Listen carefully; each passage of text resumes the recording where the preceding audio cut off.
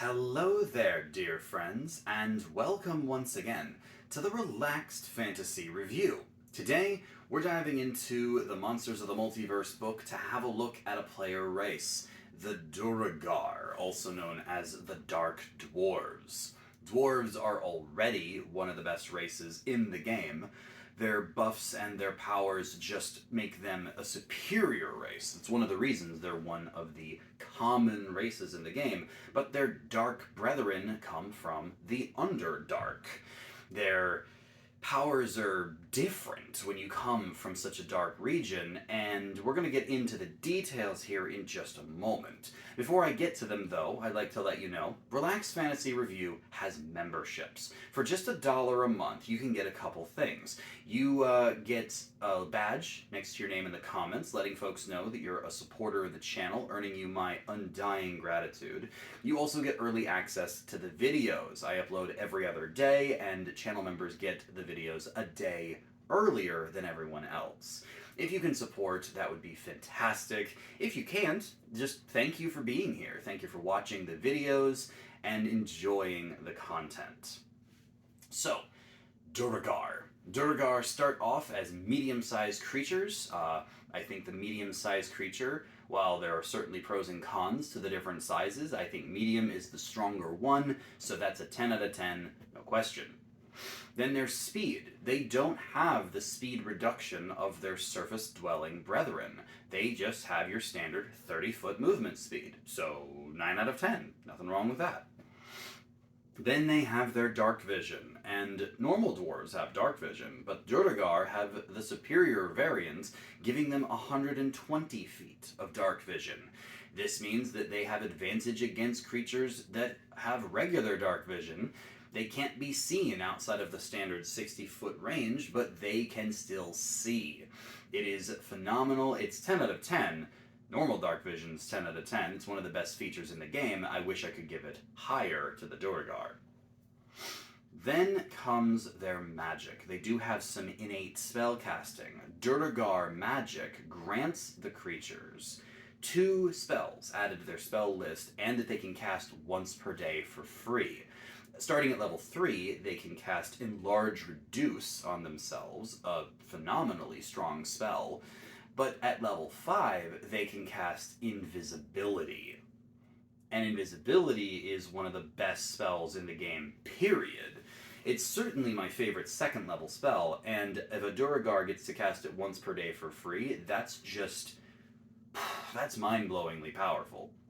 And it's added to their spell list, so they can use regular spell slots to cast it if they're a caster.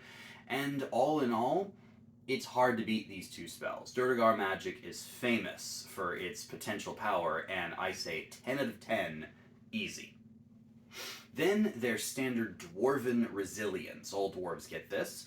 It is advantage against the poisoned condition, and both to resist it and to get rid of it, as well as resistance to poison damage. Now, both of these conditions are pretty debilitating, so being poisoned, the poison condition, really hurts you in combat, and having poison damage is a really common thing that enemies can throw at you. Having resistance to both of these things is great. It's one of the best things dwarves have, and it is 10 out of 10, obviously. Then there's Psionic Fortitude, something unique to the Duergar.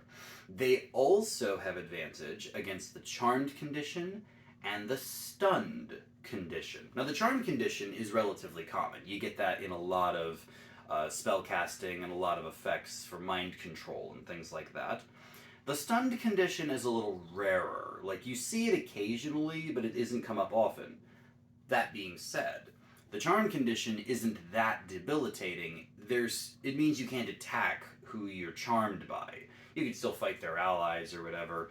So it's not as powerful. The Stunned condition, on the other hand, is unique in that it is one of the most, without knocking you unconscious outright, it is basically the worst off you can be. You can't do anything. You're incapacitated while still being conscious. It's really rough. All in all, you've got 2 conditions here that you have advantage against. You throw them onto the Dwarven Resilience against the Poison condition, and Duergar are just super tanky. I give Psionic Fortitude 9 out of 10. These conditions don't come up that often, so, it's good to have them when they do, though. And then, as far as their languages go, they have the standard Monsters of the Multiverse languages, where they know Common and one other, probably Dwarvish or Undercommon, but that's up to you as the player, so 9 out of 10 for that. Overall, the Duergar have a set of powers that sets them apart from the rest. Resistance to 3 conditions, as well as a damage type, a common damage type, 2 very strong spells that they can cast once per day for free, superior dark vision, come on. These guys are fantastic. I give the Duergar 10 out of 10.